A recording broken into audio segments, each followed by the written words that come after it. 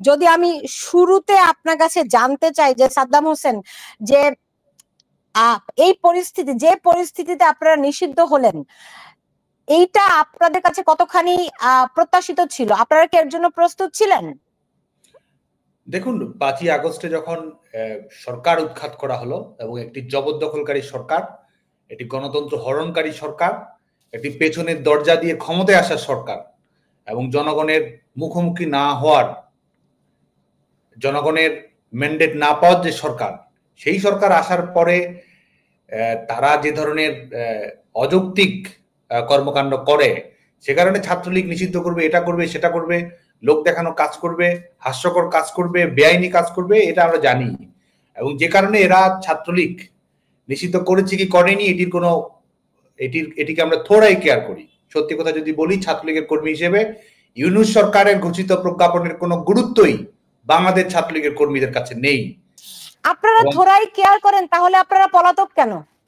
দেখুন, বাংলাদেশ ছাত্রলীগ এই মুহূর্তে গোটা দেশব্যাপী আমাদের উপর যে জুলুম, যে নির্যাতন, যে নিষ্পেষণ পরিচালিত হচ্ছে, সেই লক্ষ্যেই পরিবর্তিত পরিস্থিতিতে প্রত্যেকটি ছাত্র সংগঠনের নিজস্ব কর্মকৌশল থাকে, প্রায়োরিটি থাকে, কিভাবে কর্মকাণ্ড পরিচালনা করবে না করবে, এই জবরদখলকারী সরকারকে ফেস করবে কিভাবে আমরা এখান থেকে জনগণের মুক্তি নিশ্চিত করতে পারবো, মানুষের মত প্রকাশের স্বাধীনতা নিশ্চিত করতে পারবো, ছেলে মেয়েদের শিক্ষার অধিকার নিশ্চিত করতে পারবো, চাকরির অধিকার নিশ্চিত করতে পারবো, সেই লক্ষ্যে আমরা কাজ করছি। পলাতক হওয়ার তো প্রশ্নই আসে না। বাংলাদেশ ছাত্রলীগের নেতাকর্মীরা গোটা দেশব্যাপী জাগরুক রয়েছে। বাংলাদেশ ছাত্রলীগের কর্মীরা সেটি ফেস করবে, লড়াই করবে এবং বিজয় ছিনিয়ে আনবে। জি, সাদ্দাম হোসেন, দেখুন, বাংলাদেশ ছাত্রলীগের ইতিহাস নিঃসন্দেহে বাংলাদেশের ইতিহাসের সঙ্গে সম্পর্কিত, কিন্তু আজকে এই 2024-এ আপনি যখন এই দলটির সভাপতি, তখন আজকে এমন একটি পরিস্থিতিতে এই দল ছাত্রলীগ পড়েছে যে আপনাদেরকে পালিয়ে বেড়াতে হচ্ছে। বিভিন্ন জায়গায় ছাত্রলীগের কর্মীরা মার খাচ্ছে, অনেকের প্রাণ এরই মধ্যে চলে গেছে। এই পরিস্থিতির দায় আপনি কতখানি গ্রহণ করবেন? প্রথম কথা হচ্ছে যে, যারা ধরুন আপনি একটি দেশে ক্রিমিনাল অফেন্স করা হচ্ছে, মারধর করা হচ্ছে, নির্যাতন করা হচ্ছে, জুলুম করা হচ্ছে, মামলা নেই, তারপরেও জেলে ভরা হচ্ছে, কোনো ধরনের জামিনের কোনো ব্যবস্থা নেই, কোনো আইনের শাসন নেই, তো এটি দায়, এটি তো মৌলিক মানবাধিকারের লঙ্ঘন, এটি তো মানুষের মানবিক মর্যাদাকে ক্ষুণ্ণ করা। তো সেটি কারা করছে, সেটির দায় সরকারকে গ্রহণ করতে হবে। এটির দায় তো আপনি কোনো মানুষকেই, বা বাংলাদেশের মানুষের মত প্রকাশের স্বাধীনতা, সমাবেশ করার স্বাধীনতা, গণতান্ত্রিক অধিকার প্রকাশের স্বাধীনতা, এটি তো সিম্পল বিষয়। এটির জন্য তো কোনো রাজনৈতিক দল করার প্রয়োজন নেই। আমার অধিকার রয়েছে, সেই অধিকারের গ্যারান্টি আপনার দিতে হবে, এবং সেটি দিবে সেই সরকার, যে সরকার সেখানে যেভাবেই থাকুক না কেন। সেই অধিকারের গ্যারান্টি কে দেবে? আপনি শুরুতেই বলছিলেন যে এই সরকার বৈধ নয়। এখানে ভুক্তভোগী হয়েছে, দায়ী হতে প্রশ্নই আসে না। জি, এখন দেখুন, আমি যদি একটু পুরনো ইতিহাসে যাই, আমি আপনার একটা বক্তব্য দেখে আসব। প্রথমেই আপনি এবং ঢাকা বিশ্ববিদ্যালয়ের ছাত্রলীগের সভাপতি তখন যিনি, যে তার বক্তব্য, আপনাদের দুজনের বক্তব্যটা আমি একটু শুনে আসি। সাদ্দাম হোসেন, কত ধানে কত চাল গোনা কি হয়েছে? অবশ্যই গুনবে। বাংলাদেশ ছাত্রলীগ সবাই হলে কত ধানে কত চাল সেটা তো অবশ্যই দেখবে, এবং আমরা আন্দোলন যাবে, আন্দোলন আসবে বলেছি, আন্দোলন আসবে, এবং সেটি বাংলাদেশের মানুষ অবশ্যই দেখতে পাবে। আর দ্বিতীয় বিষয় হচ্ছে যে, আপনি সেটা কি রকম? সেটি বাংলাদেশের গণতন্ত্র পুনরুদ্ধারের মাধ্যমেই বাংলাদেশের মানুষের সামনে সেটি বহিঃপ্রকাশ ঘটবে, সেটি আমরা সময় হলে দেখতে পাবো। আর যে বক্তব্যটি সেটি বলেছেন, এটির প্রাসঙ্গিকতা, এটি সময়োপযোগী ছিল কিনা, সেই প্রশ্নগুলো থাকতে পারে, বক্তব্যে ত্রুটি বিচ্যুতি, সীমাবদ্ধতাও থাকতে পারে। আমি যেটি মনে করি, আপনি জানেন যে 16 তারিখে আমি যতদূর মনে করি বক্তব্য দিয়েছি, 16 তারিখে বিকেল বেলা সম্ভবত বক্তব্য দিয়েছি, এবং এর আগে আপনি জানেন যে 14 তারিখে চট্টগ্রাম বিশ্ববিদ্যালয়ের ছাত্রলীগের নেতাকর্মীদের উপরে হামলা হয়েছে। 14 তারিখ রাতে শহীদুল্লাহ হলে ছাত্রলীগের নেতাকর্মীদের কক্ষ ভাঙচুর করা হয়েছে, অনেক জায়গায় আমাদের মেয়েরা লাঞ্ছনার শিকার হয়েছে। তো আপনি কি আশা করেন যে বাংলাদেশ ছাত্রলীগ ন্যায় বিচার প্রতিষ্ঠার স্বার্থে বলিষ্ঠ বক্তব্য রাখবে না? অবশ্যই বাংলাদেশ ছাত্রলীগ বলিষ্ঠ বক্তব্য রাখবে, এবং এটিও আমি মনে করি আমরা নিশ্চয়ই এই প্রসঙ্গটিতে যাব, যেভাবে করে ছাত্রলীগের সবার উপর হামলা হয়েছে, আমরা দেখেছি মেয়েদেরকে কান ধরে ওঠবস করানো হয়েছে, অনেক সেই প্রসঙ্গে আমি আসছি। কিন্তু এই যে পরিস্থিতি সৃষ্টি হলো, এই দেখেন আপনাদের দলের নেতা ঢাকা বিশ্ববিদ্যালয়ের যে সভাপতি, তিনি বলছেন ফু দিলে ওরা উড়ে যাবে। কারা ফু দিলে উড়ে গেল? জনতার শক্তি কত শক্তি সেটা কি আপনারা আগে অনুধাবন করতে পেরেছিলেন? দেখুন, প্রথম কথা হচ্ছে পলিটিক্যাল রেটরিক একটি রয়েছে। আপনি পলিটিক্যাল স্পিচে কর্মীদের উজ্জীবিত করার জন্য, রাজনৈতিক বয়ান দেওয়ার জন্য বিভিন্ন ধরনের কথাবার্তা আপনি বলবেন, এটি স্বাভাবিক একটি বিষয়। আপনার মোটিভ কি থাকে সেটি হচ্ছে মুখ্য বিষয়। আর আপনি ধরুন একটি ষড়যন্ত্র হলো, এখন ষড়যন্ত্র, দেশি বিদেশি ষড়যন্ত্র, আপনি বিভিন্ন ধরনের অপকৌশলের আশ্রয় গ্রহণ করলেন, এবং আরো সবচেয়ে দুর্ভাগ্যজনক বিষয় যেটি, মানুষের লাশ নিয়ে আপনি রাজনীতি করলেন, এবং মানুষের লাশের আপনি লাশের বেতন হিসেবে আপনি এই সরকার গঠন করলেন। এই যদি, এবং এটির কারণে যারা উৎখাতের শিকার হলো, যারা ষড়যন্ত্রের শিকার হলো, যারা নির্যাতনের শিকার হলো, তাদেরকে যদি আপনি মনে করেন যে তারাই পরাজিত এবং তারা সঠিক ছিল না, তাহলে সময়ের উপরই ছেড়ে দিতে হবে, কারণ পলিটিক্যাল ক্যালেন্ডার 3 মাস নয়। আর সাদ্দাম হোসেন, আপনি যে ষড়যন্ত্রের কথা বলছেন, অনেকেই এমনকি এখন যারা সমন্বয়ক আছে তাদের কেউ কেউ শিবির কিন্তু ছাত্রলীগের কমিটিতে ছিল, এরকম অভিযোগ আসছে যে আপনারা অর্থের বিনিময়ে পদ বিক্রি করেছেন। মানে কেন এই পরিস্থিতি হলো, কিভাবে শিবির আপনাদের দলে জায়গা পেল, দায়িত্বশীল পদগুলিতে তারা দায়িত্ব পেল, কিভাবে করে এটি সম্ভব হলো, আপনারা কিভাবে অনুমোদন দিলেন সেগুলো? কোন দায়িত্বশীল পদগুলোতে শিবির গেছে আমি জানতে চাচ্ছি একটু। বর্তমানে যে সমন্বয়কদের 2-1 জন তারা এরই মধ্যে ঘোষণা দিয়েছে যে তারা শিবিরের একজন ঢাকা বিশ্ববিদ্যালয়ের সেক্রেটারি, তারা ঘোষণা দিয়েছে, রাইট? কোন পদে ছিলেন? ছাত্রলীগের কোন পদে? এখন আমাকে তাহলে ওটা খুঁজে বের করে দেখতে হবে যে কোন পদে ছিল, কিন্তু এরকম তো অভিযোগটি এখন, তাহলে কি আপনারা বলতে চাচ্ছেন ছাত্রলীগে যারা ছিল তারা কেউ শিবির ছিল না? না, আমি সেটি বলছি না। আমি আপনার কাছে জানতে চাচ্ছি যে ঘটনাটি কি রকম, সেটা আমি উদাহরণটি জানতে চাচ্ছি। প্রথম কথা হচ্ছে যে এই ধরনের, ধরেন আপনার এই যে সার্জিস, এরা তো ছাত্রলীগে ছিল, রাইট? ছাত্রলীগ কোন পদে ছিল? কোন পদে ছিল? ছাত্রলীগের কোন সাংগঠনিক কার্যক্রম? ছাত্রলীগের বিভিন্ন পর্যায়ে তারা ছিল। আপনি বলুন, আপনি তো ছাত্রলীগের নেতা। তারা পদে ছিল না। আমি জানি যে আপনি যে নামগুলো বলছেন তারা কোনো পদে ছিল না। তাহলে তারা তো ছাত্রলীগের বিভিন্ন সময়, তাহলে কি তারা যে অভিযোগ করছে যে first year, second year, third ইয়ারে তাদেরকে বাধ্যতামূলক ভাবে মিছিলে অংশগ্রহণ করতে হতো, তাহলে কি তারা সেটির অংশ? আমি এখন আপনার প্রশ্নের উত্তরে আসছি। প্রথম কথা হচ্ছে যে ছাত্রলীগে ইনফিলট্রেশন বা ইন্ট্রান্স ইন ডিসগাইজ, ছদ্মবেশে অনুপ্রবেশ ঘটেনি সেটি নয়, সেটি ঘটেছে, এবং বিশেষ করে যুদ্ধাপরাধের দায়ে অভিযুক্ত সংগঠন, মৌলবাদী কর্মকাণ্ডের সঙ্গে সম্পৃক্ত সংগঠন, যারা আমাদের স্বাধীনতায় বিশ্বাস করেনি, সেই সংগঠনের কর্মীরা, তাদের একটি কর্মকৌশল এটি আমাদের একটি গণতান্ত্রিক রাজনীতি বিনির্মাণের জন্য। সবাই তো ছাত্রলীগ করবে না, কিন্তু যারা একটি সুষ্ঠু পজিটিভ কম্পিটিশন থাকবে, সবাই সৌহার্দ্যমূলক সহিষ্ণুতামূলক সম্পর্ক থাকবে, গণতান্ত্রিক প্রতিষ্ঠা থাকবে, শিক্ষার্থীদের নিয়ে রাজনীতি করবে, এটি তো একটি পারস্পরিক আন্ডারস্ট্যান্ডিং, এটি এক ধরনের সোশ্যাল কন্ট্রাক্ট আপনি বলতে পারেন, যেটাই হচ্ছে গণতান্ত্রিক রাজনীতি। কিন্তু সেখানে আমরা কি দেখতে পাই যে এখানে ইসলামী ছাত্র শিবিরের কৌশল হচ্ছে অনুপ্রবেশ করা, সেটি ছাত্রলীগ হোক, সেটি অন্যান্য বামপন্থী ছাত্র সংগঠন হোক, সেটি সামাজিক সাংস্কৃতিক সংগঠন হোক, সেটিতে তারা অনুপ্রবেশ ঘটায়, এটি সত্য। কারণ তারা এই ধরনের এই অন্ধকারের রাজনীতি, এই পেছনের দরজা দিয়ে সামনে আসা রাজনীতি, ছদ্মবেশ ধারণ করা রাজনীতি, এটি তারা করে, এটি তাদের কৌশল, এবং এটি প্রমাণ করে, এই কৌশলই প্রমাণ করে যে তারা জনগণের, শিক্ষার্থীদের মুখোমুখি হতে, ছাত্রদের মুখোমুখি হওয়ার মতো সক্ষমতা তাদের ছিল না। আর দ্বিতীয় বিষয় হচ্ছে যে আমরা অবশ্যই একটি গণছাত্র সংগঠন, আমাদের সংগঠনটি ওপেন ছাত্র সংগঠন, একটি উন্মুক্ত ছাত্র সংগঠন, শিক্ষার্থীদের একটি কমন প্ল্যাটফর্ম, এবং সে কারণে শিক্ষার্থীদের এখানে যে কোনো শিক্ষার্থীকে আমরা স্বাগত জানাই, কারণ একজন শিক্ষার্থীকে একজন ছাত্র সংগঠনে একটি কিছু যে কোনো শিক্ষার্থী আর একটি দলের, তাও যেই দল স্বাধীনতা বিরোধী দল, যার সঙ্গে ছাত্রলীগের শত্রুতা আজন্ম, তাই না, সেই দলের কেউ যদি পরিচয় গোপন করে আপনার দলে থাকে, এবং এখন ছাত্রলীগের নামে যেই সমস্ত কথাবার্তা শোনা যাচ্ছে এই আন্দোলন নিয়ে, কিংবা এই আন্দোলনে যেভাবে করে হত্যা করা হয়েছে, অনেক রকম খবর আসছে, যে এগুলো কি অনুপ্রবেশকারীরা করেছে বলে আপনাদের মনে হয়? কিছু ঘটেছে, আমি কিন্তু বলছি, আমি আপনার যে প্রশ্নের সুর, সেটার সঙ্গে আমি একমত যে আমাদের অনুপ্রবেশের ঘটনা ঘটেছে, এবং যারা অনুপ্রবেশকারী ছিল তারাও অনেক ধরনের অনাকাঙ্ক্ষিত অপ্রীতিকর ঘটনার জন্ম দিয়েছে, এবং ছাত্রলীগের আমাদের সাংগঠনিক যে কর্মপ্রক্রিয়া, যেভাবে আমরা কর্মীদের আমাদের সংগঠনে অন্তর্ভুক্ত করি, কর্মীদের স্কুলিংটি যেভাবে হয়, সেখানে অনেক ধরনের ঘাটতি রয়েছে, সীমাবদ্ধতা রয়েছে, এটি কিন্তু আমি আপনার সঙ্গে সম্পূর্ণ আমি স্বীকার করি, এবং এটি নিয়ে আমাদের কাজ করার সুযোগ রয়েছে। অবশ্যই ভবিষ্যতে ছাত্রলীগ সেগুলো নিয়ে কাজ করবে বলে আমি দৃঢ়তার সঙ্গে বিশ্বাস করি, যাতে আমাদের অন্তর্ভুক্তিমূলক প্রক্রিয়াটি, আমাদের সংগঠনের অন্তর্ভুক্তির প্রক্রিয়াটিকে আমরা আরো বেশি পরিশীলিত করতে পারি, স্ক্রিনিংটি আরো সুন্দর করতে পারি এবং একই সঙ্গে সংগঠনে সম্পৃক্ত হওয়ার পরে আমাদের ছেলেমেয়েদের স্কিল ডেভেলপমেন্ট সহ অন্যান্য বিষয়ে আরো ভালোভাবে আমরা কাজ করতে পারি।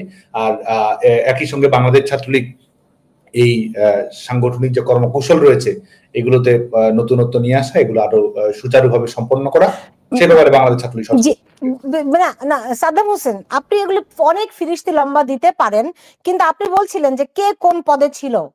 আমি যদি আপনাকে দেখাই, সার্জিস আলমের সঙ্গে আপনার ছবি আছে, আপনি তাকে হয়তো কোনো একটা ক্রেস্ট দিচ্ছেন। সার্জিসকে দেখছি যে শেখ হাসিনা পেছনে কোনো একটা ব্যানার, সেখানে তিনি বক্তব্য রাখছেন। আপনার দলের অনেক কর্মী থাকতে পারে, বাংলাদেশের বড় ছাত্র সংগঠন ছাত্রলীগ, কোনো সন্দেহ নাই আপনার অনেক রকম কর্মী থাকে, কিন্তু সবাই তো বক্তৃতা দেওয়ার সুযোগ পায় না। যখন সার্জিস আলমকে দেখি আপনার সংগঠনে বক্তব্য দিচ্ছে, এখন আপনি অস্বীকার করছেন, বিষয়টি কেমন হয়ে গেল না? প্রশ্ন আসে না, আমি তো আপনাকে প্রমাণ সেটাও দিতে পারবো। যে ছবিটি প্রথম দেখালেন, আপনি জানেন যে আমি ঢাকা বিশ্ববিদ্যালয়ের কেন্দ্রীয় ছাত্র সংসদের এজিএস ছিলাম, সেখানে বাংলাদেশ ছাত্রলীগের সেটি বাংলাদেশ ছাত্রলীগের কোনো কর্মসূচিও ছিল না। আর আপনি যে ডায়াসের ছবিটি দেখাচ্ছেন, এগুলো আমাদের যেখানে হলে ডায়াসের অভ্যন্তরে অনেকগুলো ডায়াসে ছাত্রলীগের লগো সংবলিত বিষয় রয়েছে, সেটি যে ছাত্রলীগের কর্মসূচি ছিল, ছাত্রলীগের কোনো কর্মসূচিতে বক্তব্য রেখেছে সেটিও কিন্তু নয়। আর সে একটা সম্ভবত ছাত্র কল্যাণ সংসদের একটি কর্মসূচি ছিল, সেখানে এই আপনি যে ছবিগুলো দেখাচ্ছেন সেই ছবিগুলো সেখানকার আমার যতদূর মনে পড়ে। আর এটি ঠিক, আপনি দেখুন যে আমাদের আমরা তো একটা ছাত্র সংগঠন, সেখানে তো আমাদের শুধুমাত্র বাংলাদেশ ছাত্রলীগ কেন, সেখানে ছাত্র সংগঠনের অন্যান্য ছাত্র সংগঠনের কর্মীরা, যে কোনো রাজনৈতিক মত বিনিময়, পারস্পরিক আলোচনা, সেখানে তো শিক্ষার্থীরা আসবেই, শিক্ষার্থীরা তো আমাদের সংগঠনে আমাদের কর্মসূচিতে সম্পৃক্ত থাকবেই। আজকে যাদের কথা বলছেন তারা ছাত্রলীগের সাংগঠনিক, মানে আপনি বলছেন যে সবাই আপনাদের সঙ্গে আসতে পারে প্ল্যাটফর্ম। এইবার আমি আরেকটি ছবি দেখে আসি যে এই আন্দোলন চলাকালীন আপনারা কিভাবে করে এই আন্দোলনকারী শিক্ষার্থীদের দমনের চেষ্টা করেছেন, তাদেরকে আহত করেছেন, তাদেরকে পিটিয়েছেন, এমনকি হাসপাতালে গিয়েও পিটিয়েছেন। আমি সাদ্দাম হোসেন, আপনি দেখলেন এই যখন অবস্থা, আপনি দলের ছাত্রলীগের সভাপতি হিসেবে এই যে হামলাকারীদের বিরুদ্ধে কি ব্যবস্থা গ্রহণ করেছিলেন? প্রথম কথা হচ্ছে, আপনার কাছে কি ছাত্রলীগের কর্মীরা আক্রমণের শিকার হয়েছে, হামলার শিকার হয়েছে, মৃত্যুর শিকার হয়েছে, এই আন্দোলন চলাকালীন সময়ে 6 তলার উপর থেকে ফেলে দেওয়া হয়েছে ঢাকা বিশ্ববিদ্যালয়ের হল থেকে? আমার কাছে আমি ওই প্রসঙ্গে আসবো, ওটা পরের ঘটনা, আমি সেটাও আপনাকে দেখাবো। আগে দেখুন, আপনি আমাকে আগের ঘটনা আগে বলুন, যে যখন এই ঘটনাগুলি ঘটছে তখন ছাত্রলীগের সভাপতি হিসেবে আপনি কি ভূমিকা, কি দায়িত্ব পালন করেছিলেন? দেখুন, আপনি যে ভিডিওটি দেখাচ্ছেন সম্ভবত 15 জুলাই 2024-এর, এবং সেটি নিয়ে কিন্তু আমরা বারংবার বলেছি, আমরা টক শোতে, আমাদের আলাপ আলোচনায়, আমরা অফিসিয়াল বিবৃতিতে সেটা আমরা তুলে ধরেছি। 15 তারিখের প্রেক্ষাপট কিভাবে এসেছে না এসেছে সেটি নিয়ে কিন্তু আমরা কথা বলেছি। এবং 15 তারিখে কেউ যদি সম্পৃক্ত থাকে, সহিংসতার সঙ্গে সম্পৃক্ত থাকে, তাহলে তো অবশ্যই যেভাবে বিচারিক প্রক্রিয়া রয়েছে, ছাত্রলীগের সাংগঠনিক নিয়ম কানুন রয়েছে, সেটি তো অ্যাড্রেস করবেই ছাত্রলীগ, সেটি পরের বিষয়। কিন্তু এই যে সহিংসতার ঘটনা আজকে আপনি সবার সামনে তুলে ধরলেন, এই ঘটনা কিভাবে ঘটলো সে ব্যাপারেও কিন্তু শুধু আমাদের কাছে নয়, বাংলাদেশের গণমাধ্যমগুলো 15 তারিখেই তুলে ধরেছে 15 তারিখের ঘটনার সূত্রপাত কিভাবে হয়েছে। বাংলাদেশে এই যে কোটা, আমি একটু পেছনের দিকে না গেলে এখানে বিভ্রান্তি ছড়ানোর সুযোগ রয়েছে। বাংলাদেশে সত্যিকার অর্থে 11 তারিখের পর থেকে আপনাকে বলি, আমাদের ছেলেমেয়েদের আন্দোলন কি ছিল? কোটা নিয়ে। তারা কোটা সংস্কার সমাধান চায়, ছেলেমেয়েরা এটি চেয়েছে, শিক্ষার্থীরা এটি চেয়েছে, শিক্ষার্থীরা এটি প্রাণের দাবি ছিল। তো 11 তারিখ থেকে বাংলাদেশে, 11 তারিখে যখন বাংলাদেশে হাইকোর্টের আগের রায়ের উপরে যখন স্ট্যাটাস কো প্রদান করা হলো, যখন স্থগিতাদেশ দেওয়া হলো, 11 তারিখ থেকেই বাংলাদেশে আক্ষরিক অর্থেই 1% কোটাও ছিল না। সেই আন্দোলনকে টেনে টেনে প্রলম্বিত করা হলো।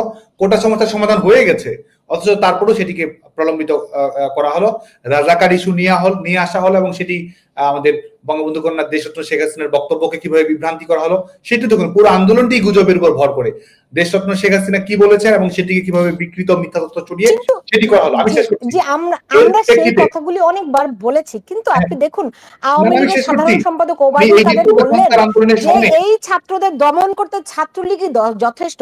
তাহলে আপনারা কি আওয়ামী লীগের পেটুয়া বাহিনী হিসেবে কাজ করেন? আপনাদের মনে হয়নি যে আমাদেরকে কেন, আমরাই যথেষ্ট? এই প্রশ্ন এইগুলি কেন বলে? আমি যেটি আপনাকে বলার চেষ্টা করছি সেটা হচ্ছে যে এই কোটা সংস্কার ইস্যুকে কেন্দ্র করে যে অনাকাঙ্ক্ষিত অপ্রীতিকর ঘটনা ঘটলো, অনেকগুলো মৃত্যুর ঘটনা ঘটলো, যেটা আমাদের হৃদয়কে স্পর্শ করেছে। এবং এই যে মৃত্যুর ঘটনা ঘটলো, এই ঘটনাগুলোর সূচনা, এই সহিংসতার সূচনা কিভাবে হলো, এটাই তো মূল প্রশ্ন। যে ভিডিওগুলো আপনি দেখালেন 15 তারিখে বিজয় একাত্তর হলে যে হামলার সূত্রপাত ঘটিয়েছে, সেখানে প্রথম আলো রিপোর্ট করেছে, লাইভ রয়েছে, সেখানে আপনি জানেন যে 15 তারিখে একটি কর্মসূচি ছিল, সেই কর্মসূচিটি যখন ফ্লপ হয়েছে, বাংলাদেশ ছাত্রলীগের কর্মসূচি রয়েছে, তারা কর্মসূচিতে যাবে, তাদের কর্মসূচি ছিল রাজু ভাস্কর্যে, 12টায় কর্মসূচি শেষ করেছে, 3টায় সেখানে ছাত্রলীগের কর্মসূচি হওয়ার কথা, এবং তারা সেখানে কর্মসূচি শেষ না করে 3:30টা পর্যন্ত নিয়ে যায় রাজু ভাস্কর্য, আপনি জানেন ঢাকা বিশ্ববিদ্যালয়ে। সেখান থেকে তারা কিন্তু সহিংসতা শুরু হওয়ার আধা ঘন্টা আগের ভিডিও যদি আপনি দেখেন, দেখবেন যে লাঠি সোটা দেশি অস্ত্রশস্ত্র নিয়ে তারা কিভাবে আসে। তখন ছাত্রলীগ কিন্তু আশপাশেও ছিল না, তারা কোথায় গেল? তারা গেল ঢাকা বিশ্ববিদ্যালয়ের আবাসিক হলগুলোতে, আবাসিক হল, বঙ্গবন্ধু হল, মুক্তিযোদ্ধা হল, বিজয় একাত্তর হলে গেল, এবং বিজয় একাত্তর হলে গিয়ে সেখানে ছাত্রলীগের কর্মী, সাধারণ শিক্ষার্থী, নিরাপত্তা রক্ষী গার্ড যারা ছিল সবার উপরে তারা উপযোগী আক্রমণ করলো। কারণ তারা যখন দেখছিল আগের দিন রাজাকার বলার কারণে শিক্ষার্থীদের মধ্যে যে ক্ষোভের সঞ্চার হয়েছে, সেটির প্রেক্ষিতে তাদের আন্দোলন যে ফ্লপ হতে যাচ্ছে, সরকার ইতিমধ্যে কোটার বিষয়ে পজিটিভলি রেসপন্স করেছে, সে কারণে তাদের যে মূল লক্ষ্য ছিল এই আন্দোলনকে একটি সরকার বিরোধী আন্দোলনে পরিণত করা, সেজন্য কিন্তু তারা প্রথমবারের মতো বিজয় একাত্তর হলে ছাত্রলীগের কর্মীদের উপর আক্রমণ করলো। ছাত্রলীগের কর্মীরা সেখানে হামলার শিকার হয়েছে, সেটি সরাসরি ভিডিও রয়েছে, ডকুমেন্ট রয়েছে, এবং তার প্রেক্ষিতে ছাত্রলীগের কর্মীরা যখন হামলার শিকার হলো, তার পরিপ্রেক্ষিতে সেখানে ধাওয়া পাল্টা ধাওয়ার ঘটনা ঘটেছে, সেটি আমি স্বীকার করি, এবং সেখানে অনেক অনাকাঙ্ক্ষিত ঘটনা ঘটেছে। কিন্তু এই সহিংসতার সূচনা, এই সহিংসতার প্লট তৈরি করা, এই সহিংসতাকে পরিণতি দেওয়া, এটির দায়িত্ব তাদেরকেই নিতে হবে যারা আজকে, যাদের হাতে রক্তের দাগ লেগে রয়েছে, যারা আজকে সরকার গঠন করেছে। জি, এখন আপনি যেটি বলছিলেন যে যেভাবে করে ছাত্রলীগের উপর 5ই আগস্টের পরে যে ওগুলো হয়েছে, আমি একটু সেই পরিস্থিতিটাও দেখে আসতে চাই।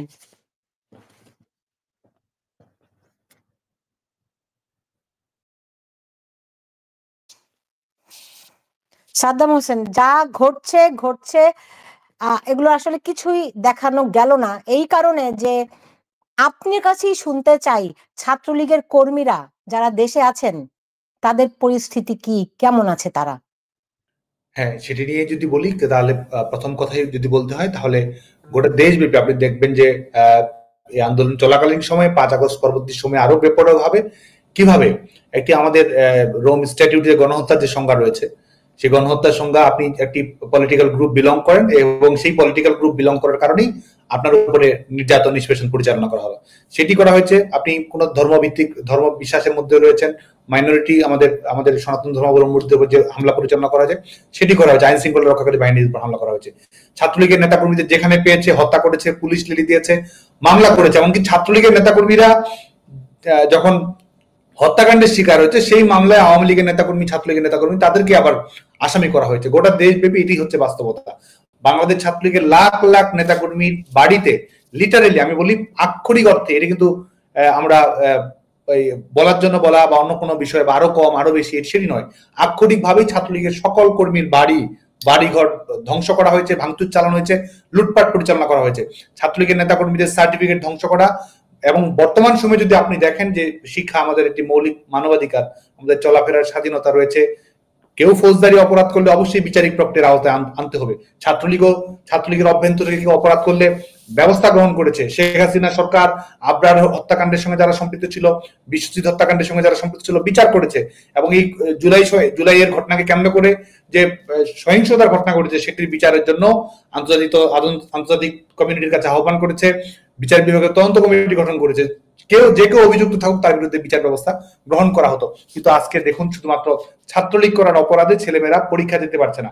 1 লক্ষের অধিক ছাত্রলীগের কর্মী আজকে, আপনি জানেন যে বিশ্ববিদ্যালয়গুলোতে পরীক্ষা দিতে পারছে না, ক্লাসে যেতে পারছে না, রেসিডেন্সিয়াল হলগুলোতে তারা থাকতে পারছে না। এবং মেডিকেল কলেজগুলোতে, আপনি বাংলাদেশের মেডিকেল কলেজগুলো সম্পর্কে অবশ্যই অবগত আছেন, বাংলাদেশে যে কয়েকটি সরকারি মেডিকেল কলেজ আছে, প্রত্যেকটি মেডিকেল কলেজে 70 থেকে 100 জন করে শিক্ষার্থীর ছাত্রত্ব বাতিল করা হয়েছে। প্রত্যেকটি মেডিকেল কলেজে, এক একটি মেডিকেল কলেজে 100 জনের মতো স্টুডেন্ট, তারা ডাক্তার হবে, তারা বাংলাদেশের মেধাবী শিক্ষার্থী, তারা তাদের প্রফেশনের সামনে গোটা দেশকে তারা উপকৃত করবে। সেখানে তারা আজকে ছাত্রলীগ করার কারণে বা ছাত্রলীগের সমর্থক হওয়ার কারণে, কিংবা হয়তো ছাত্রলীগের দুঃসম্পর্কের বন্ধু, সে ধরনের ছেলে মেয়েদেরকে তারা কি করেছে, তারা তাদের ছাত্রত্ব বাতিল করেছে। এই যে ছাত্রলীগের মতো ঐতিহ্যবাহী রাজনৈতিক দল, তাদেরকে আজকে এই পরিস্থিতিতে পড়ার দায়িত্ব আপনি কতখানি নিবেন? এই প্রশ্নটি আপনাকে আমি আরো একবার গ্রহণ করেছিলাম। এবং এখানে নিজের ব্যর্থতা দেখেন কিনা, কিংবা কোনো ভুল দেখেন কিনা, নাকি সঠিক পথেই ছিলেন বলে এখনো মনে করেন? দেখুন, প্রথম কথা হচ্ছে যে এটি আমরা শুধুমাত্র স্টুডেন্ট পলিটিক্স এর দৃষ্টিভঙ্গিতে আমরা বিষয়টি দেখি না, কারণ এটি বৃহত্তর দৃষ্টিভঙ্গিতে দেখি, কারণ এটি আলটিমেটলি সরকার উৎখাতের ষড়যন্ত্রে পরিণত হয়েছে। কারণ শুধুমাত্র স্টুডেন্ট মুভমেন্টের মধ্যে এটি সীমাবদ্ধ থাকেনি, সেটি নিশ্চয়ই আপনিও স্বীকার করবেন। যে কারণে একটা হলিস্টিক অ্যাপ্রোচ নিয়ে আমাদের এটি দেখতে হবে, এবং সেই বৃহত্তর যে আঙ্গিক তারা তৈরি করার চেষ্টা করেছিল সেটির আলোকেই দেখতে হবে। আজকে গোটা দেশ যে এক ধরনের জল্লাদের উল্লাস মঞ্চ, গোটা দেশ যে একটি মৃত্যু উপত্যকায় পরিণত হয়েছে, গোটা দেশে যে ধরনের শোষণ শাসন তারা কায়েম করেছে, সেটির আলোকেই বাংলাদেশ ছাত্রলীগ আগামী দিনে তাদের কর্ম পরিকল্পনা নিশ্চিত করবে। আর আপনি যদি বলেন যে আমাদের ছাত্রলীগের নিজস্ব উপলব্ধি রয়েছে কিনা, এই প্রশ্নটি যদি করি, ছাত্রলীগের নিজস্ব উপলব্ধি তো অবশ্যই রয়েছে। আমাদের ভালো লাগা খারাপ লাগা সেটি তো রয়েছেই, আমাদের ভুল ত্রুটি থাকলে সেটি সংশোধন করার মতো মানসিকতা আমাদের রয়েছে। আমরা ছাত্রলীগের কর্মী হিসেবে এই আন্দোলনের সঙ্গে সম্পৃক্ত যারা সাধারণ শিক্ষার্থী রয়েছে তাদেরকে আমরা স্যালুট জানাই, তাদেরকে আমরা শ্রদ্ধা করি, তাদেরকে আমরা অভিনন্দন জানাই যে দৃঢ়তা তারা দেখিয়েছে, যে কোটা সংস্কারের ব্যাপারে তাদের যে বলিষ্ঠতা তারা দেখিয়েছে, শান্তিপূর্ণভাবে একটি আন্দোলন কর্মসূচি পরিণত করার ব্যাপারে তাদের যে স্পিরিট ছিল সেটিকে আমরা স্বাগত জানাই। বাংলাদেশের ছেলেমেয়েরা সত্যিকার অর্থেই আমরা মনে করি যে অন্যায় অবিচারের বিরুদ্ধে তারা রুখে দাঁড়াতে জানায়। শিক্ষার্থীদেরকে আমরা স্যালুট জানাই। একই সঙ্গে আমরা মনে করি যে এই শিক্ষার্থীদেরকে ব্যবহার করা হয়েছে, এবং একই সঙ্গে আমরা মনে করি শিক্ষার্থীদের লাশ ছিল আজকে যারা সরকার গঠন করেছে তাদের কাছে মূল্যবান। শিক্ষার্থীদের লাশের মূল্যের বিনিময়ে বেতন হিসেবে তারা আজকে উপদেষ্টা পরিষদের দায়িত্বভার গ্রহণ করেছে। যে কারণে কোটা সংস্কার সমস্যার সমাধান হওয়া না হওয়া এটি নিয়ে আসলে তাদের কোনো মাথা ব্যথার বিষয় ছিল না। শিক্ষার্থীরা মিছিল করছে, আপনি দেখুন শিক্ষার্থীরা মিছিল করছে, মিছিলের অভ্যন্তরে আশপাশে পুলিশ নেই, আশপাশে দলীয় কোনো কর্মী নেই, কিন্তু দেখা গেছে সেখানে শিক্ষার্থীদের একজনের লাশ পড়েছে। কোথা থেকে গুলি হচ্ছে, কে গুলি করছে, ছাদ থেকে গুলি করছে না উপর থেকে গুলি করছে, ডান থেকে গুলি করছে, বাম থেকে গুলি করছে, আজকে এগুলো নিয়ে কিন্তু কোনো ধরনের তদন্ত, এগুলো ধরনের কোনো ধরনের প্রমাণ, বরং প্রমাণগুলো মুছে দেওয়ার চেষ্টা করা হচ্ছে। আমরা যেটি মনে করি যে শিক্ষার্থীদের উপর এই ধরনের অতর্কিত আক্রমণগুলো করে আজকে শিক্ষার্থীদের এই লাশ ফেলা হয়েছে, এবং সেই দায়ভার সরকারের উপর চাপানোর চেষ্টা করা হয়েছে, এবং সেটির মাধ্যমে মানুষকে বিভ্রান্ত করে পেছনের দরজা দিয়ে ক্ষমতায় আসার পথ প্রশস্ত করা হয়েছে। বাংলাদেশ ছাত্রলীগের কর্মপ্রক্রিয়া নিয়ে আপনি যেটি বলছেন সেটি আমাদের সবসময় আত্মসমালোচনার জায়গা থেকে খারাপ লাগা আমাদের সবসময় থাকে, সেই লক্ষ্যে আমরা কাজ করার চেষ্টা করি। কিন্তু এই যে বাস্তবতা রয়েছে, এই বাস্তবতাকেও আমাদের মনে রাখতে হবে বলে আমি মনে করি। কিন্তু সাধারণ শিক্ষার্থীদের মনে যে ক্ষোভের সৃষ্টি হয়েছে, যে ক্ষত তৈরি হয়েছে, এমনকি সাধারণ মানুষের ভেতরে আপনাদেরকে নিয়ে যে আতঙ্ক তৈরি হয়েছে, আপনারা সেটি কাটানোর কি পরিকল্পনা আছে আপনাদের? দেখুন, ছাত্রলীগ নিয়ে যারা বিভ্রান্তি ছড়াচ্ছে, আওয়ামী লীগ নিয়ে যারা বিভ্রান্তি ছড়াচ্ছে, আপনি দেখুন মানে সবাই এই জনগণ, এটি একটি টেন্ডার, এই জনগণের টেন্ডার তারা নিয়েছে যে আমরাই জনগণ। যারা বলছে, যারা ছাত্রলীগের সমালোচনা করছে, ছাত্রলীগকে ক্যারেক্টার অ্যাসাসিনেশন করছে, ছাত্রলীগকে ফ্যাসিস্ট কায়দায় নির্মূল করার চেষ্টা করছে, তারা কি রাজনৈতিক দলের কর্মী নয়? তারাও তো কোনো না কোনো রাজনৈতিক দলের কর্মী। তারাই আজকে ধরনের বয়ান তৈরি করছে এবং তারা বলছে সেটি জনগণের উপর চাপিয়ে দিচ্ছে যেগুলো জনগণের ভাষা। আসলে কি এটি জনগণের ভাষা? এটি কি কেউ প্রশ্ন করেছে বা এটি কি শিক্ষার্থীদের কাছে জবাব চাওয়া হয়েছে? যারা ছাত্রলীগের বিরোধিতা করছে, যারা ছাত্রলীগ নিষিদ্ধের দাবি জানিয়েছে, তারাও কোনো না কোনো রাজনৈতিক দলের কর্মী। রাজনৈতিক এজেন্ডা থেকে আজকে ছাত্রলীগের উপর তারা দায় চাপানোর চেষ্টা করছে। শিক্ষার্থীদের সঙ্গে ছাত্রলীগের মিতালি রয়েছে, ছাত্রলীগের মিতালি থাকবে। আমাদের ভুল ত্রুটি শিক্ষার্থীদের কাছে থাকলে সেটি সংশোধন করে বাংলাদেশ ছাত্রলীগ পথ চলবে। কিন্তু যারা শিক্ষার্থীদেরকে ব্যবহার করে শিক্ষার্থীদের লাশের রাজনীতি কায়েম করেছে, তাদের বিরুদ্ধে বাংলাদেশ ছাত্রলীগের প্রতিরোধ অব্যাহত থাকবে। জি, সাদ্দাম হোসেন, আপনার একটি সাক্ষাৎকার গ্রহণ করার কথা ছিল আমাদের প্রখ্যাত সাংবাদিক খালেদ মহিউদ্দিনের। এই শোটি বাতিল করা হয়েছে, অনুষ্ঠানটি বাতিল করা হয়েছে। মানে কেন বাতিল করা হলো? আপনার সঙ্গে সময়টা নির্ধারণ করাই হলো, বা কিভাবে যোগাযোগ কে করিয়ে দিল, বিষয়টি কি যদি, এবং আপনাকে কি জানানো হয়েছে? দেখুন, আমাকে প্রোগ্রামে আসার কথা বলা হয়েছে, তাদের যে টিম রয়েছে তারা যোগাযোগ করেছে। আমি বলেছি অবশ্যই আমার কোনো কর্মসূচিতে যেটা আমার কোনো আপত্তি নেই, কথা বলবে। আমাদের যদি কেউ সমালোচনা করে সেটিকে আমরা স্বাগত জানাবো, আমাদের ভুল ত্রুটি থাকলে সেটি আমাদের দৌড়িয়ে দেবে, কথাবার্তা হবে, আলাপ আলোচনা হবে, এটির মাধ্যমেই তো আমরা এটি সমাধানের পথ খুঁজবো। তো সেটিকে তো আমরা সবসময় স্বাগতই জানাই। তো সে কারণে তারা কর্মসূচি আলোচনায় অংশগ্রহণের আহ্বান জানিয়েছে, আমি রাজি হয়েছি। এবং সেটি হওয়ার কিছুক্ষণ আগে আমি সম্ভবত কয়েক ঘন্টা আগে আমাকে জানানো যখন হয়, আমাকে মেসেজ দিয়ে জানানো হয়, আমি হট করে জানতে পারি যে এই কর্মসূচি, এই শোটি বাতিল করা হয়েছে। এবং পরে যেটি জানতে পেরেছি এটি যেমন এক ধরনের ফ্যাসিস্ট কায়দায় সামাজিকভাবে এটির একটি বৈধতা দেওয়ার চেষ্টা করা হয়েছে, আবার সরকারিভাবে এই অবৈধ সরকার, এই বেসরকারি সরকার, এই সরকারের যারা তথ্য তথ্যের অধিকার রক্ষা করার যাদের দায়িত্ব, তথ্য হরণ করার দায়িত্ব যারা নিয়েছে, তারা সেখানে বিভিন্ন ধরনের হুমকি ধামকি দিয়েছে। আমি যেটি অনানুষ্ঠানিকভাবে জানতে পেরেছি, যারা এই প্ল্যাটফর্মটির সঙ্গে সম্পৃক্ত তারা কিভাবে বাংলাদেশে থাকে না থাকে কিভাবে তারা দেখে নেবে, এই ধরনের কথাবার্তা বলেছে। এই ধরনের ভীতিকর একটি পরিবেশ তৈরি হচ্ছে। আজকে এটি একটি ছোটখাটো ঘটনা নয়, আমি মনে করি যে এটি গোটা বাংলাদেশে মত প্রকাশের স্বাধীনতা, গণমাধ্যমের স্বাধীনতা নিয়ে যা হচ্ছে এটির একটি দৃষ্টান্ত হচ্ছে এই শোটি বাতিল হয়ে যাওয়া। এবং সবচেয়ে বড় কথা, আজকে টেলিভিশনগুলো কি বলবে, বাংলাদেশের টেলিভিশনগুলো কি বলবে, বাংলাদেশের টেলিভিশনগুলো কি দেখাবে, কতটুকু দেখাবে, বাংলাদেশের টেলিভিশনগুলো কাকে ফ্যাসিস্ট বলবে, কাকে ফ্যাসিস্ট বিরোধী বলবে, এটি নির্ধারণ করে দেওয়া হচ্ছে যমুনা থেকে। ডক্টর ইউনূস, শান্তিতে নোবেল বিজয়ী, তিনি আজকে নির্ধারণ করে দিচ্ছেন কার কতটুকু মত প্রকাশের স্বাধীনতা থাকবে না থাকবে, এবং তারা সুস্পষ্ট হয়ে বলে দিচ্ছে সরকারি বয়ানের বাইরে অন্য কোনো বয়ান কেউই দিতে পারবে না। এই হচ্ছে, এই জন্য আমি ইতিমধ্যেই বলেছি যে এই সরকার নিজেদেরকে ফ্যাসিস্ট রিপাবলিক অফ বাংলাদেশ হিসেবে তাদের ঘোষণা বাকি দেওয়া ছাড়া আর যা করার সবই তারা করে ফেলেছে। সাদ্দাম, অনেকে অভিযোগ করেন যে ছাত্রলীগের কমিটিতে আসতে চাইলে টাকা লেনদেন করতে হয়। আপনাদের অনেকেরই নাকি বিরাট বাড়ি গাড়ি, অর্থ সম্পদ প্রাচুর্যের কোথাও কোনো কমতি নেই। আবার এখন কোন সমন্বয়ককে নিয়ে বিভিন্ন রকম প্রতিবেদন দেখছি, তাদের আগে কি অবস্থা ছিল, এখন আবার তারা ফুলে ফেপে কিভাবে বেড়ে উঠেছে, কত বড় গাড়ি হাঁকে, কত দামি মোবাইল ব্যবহার করে।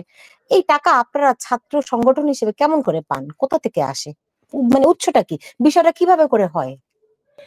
ধন্যবাদ। দেখুন, এখন তো যারা বাংলাদেশ ছাত্রলীগ কিভাবে কর্মকাণ্ড পরিচালনা করেছে, আমরা কিভাবে কর্মকাণ্ড পরিচালনা করেছি, আমরা কোনো অসুবিধা অবলম্বন করেছি কিনা, এটি যাচাই বাছাই করার সুযোগ সবারই রয়েছে। যে কোনো অনুসন্ধানী সাংবাদিকতা করতে পারে, আমি ব্যক্তিগতভাবে চ্যালেঞ্জ করতে পারি, যার যা ইচ্ছে করতে পারে, সেটি দিবালোকের মতো পরিষ্কার হবে। আর বাংলাদেশ ছাত্রলীগ সংগঠন হিসেবে সবসময়ই চেষ্টা করেছে, হয়তো আমাদের ভুল ত্রুটি রয়েছে, বিচ্যুতি ঘটেছে। আমি খালেদ মহিউদ্দিনের একটা শোয়ে দেখছিলাম, আপনি বলছেন খালেদ মহিউদ্দিন আপনাকে জিজ্ঞেস করেছিল যে আপনার নাকি বিরাট বড় গাড়ি বাড়ি, আপনি একজন ছাত্র, আপনার কিভাবে গাড়ি বাড়ির মালিক হলেন, এরকম একটি প্রশ্ন আপনাকে করেছিল। গাড়ি কোথায় আছে? গাড়ি যেটি আছে সেটির ব্যাখ্যা আমি খালেদ মহিউদ্দিন জানতে চেয়েছিল, খালেদ মহিউদ্দিন এখন জানতে চায় না।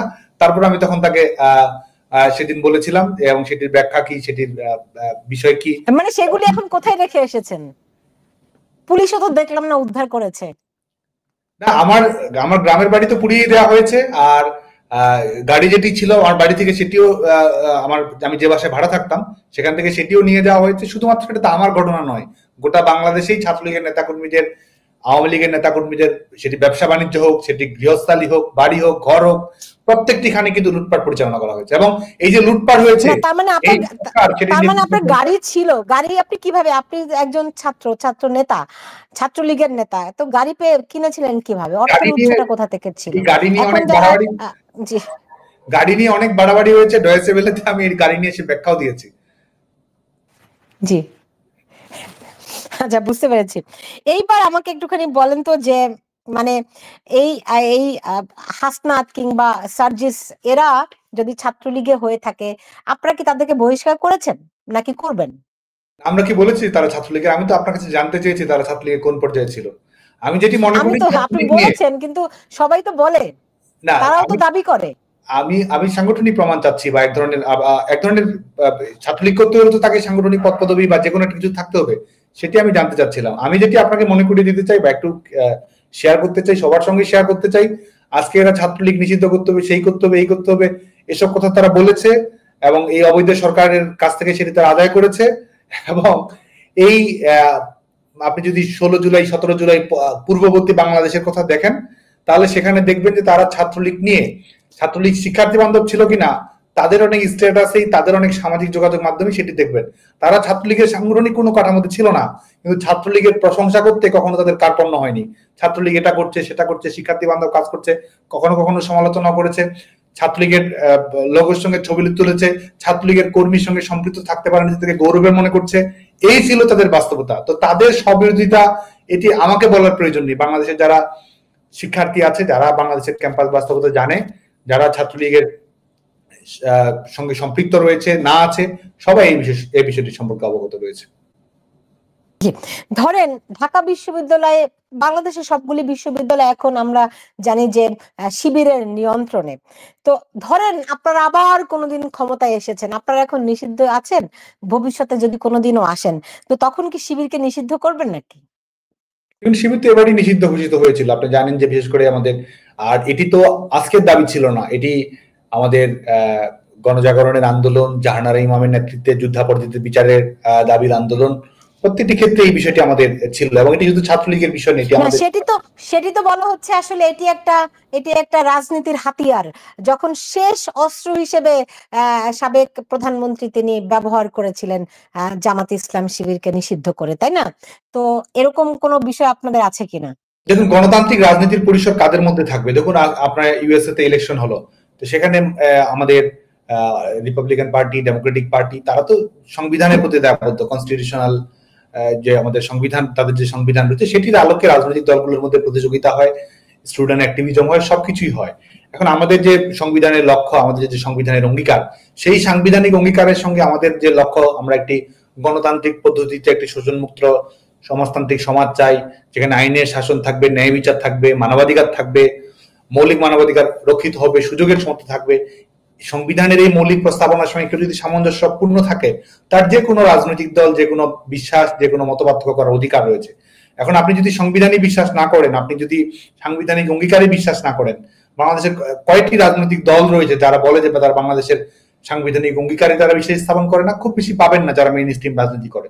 তো এটি কিন্তু ভিন্ন একটি প্রশ্ন, যে আপনি গণতান্ত্রিক বাংলাদেশ দেখতে চান, সাংবিধানিক আইনি শাসন দেখতে চান, সেটির আলোকে আপনার দেখতে হবে। আর মুক্তিযুদ্ধ চলাকালীন সময়ে কাদের কি ভূমিকা ছিল এটা প্রমাণিত। যে সাদ্দাম, তাহলে এই যে আজকের যে পরিস্থিতিতে আমরা দেখছি, এটার কোনো দায় আপনারা গ্রহণ করবেন না? দেখুন, আমি কিন্তু আবারও বলছি, আমি শিক্ষার্থীদের প্রতি স্যালুট জানিয়েছি বাংলাদেশ ছাত্রলীগের পক্ষ থেকে।